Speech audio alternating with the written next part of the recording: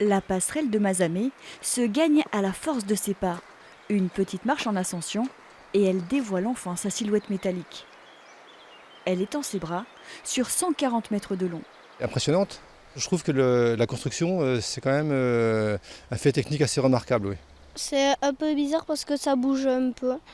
Et quand on voit le sol, ça fait un peu peur. On voit tout, les montagnes, les arbres et les fleurs. La structure devait être la plus transparente possible pour s'inscrire dans le paysage et offrir quelques sensations aux visiteurs. Depuis l'ouverture de cette passerelle en septembre dernier, plus de 40 000 personnes l'ont traversée dans sa totalité.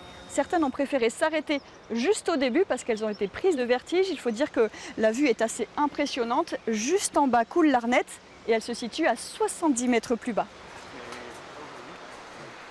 C'est original, c'est vrai que remarqué ça. Ça bouge même un peu, oui. Elle tombe, j'espère qu'elle ne tombe pas, non.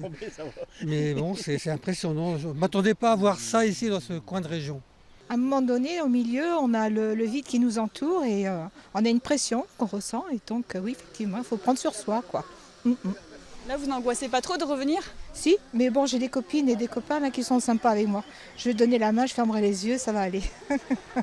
Depuis Mazamet, l'ouvrage conduit au village d'Oppoul, construit il y a plusieurs siècles. Ce village est construit sur un éperon rocheux de la montagne Noire et ce sont les Visigoths, les premiers au 5e siècle, qui choisissent cet endroit pour construire leur village et leur château.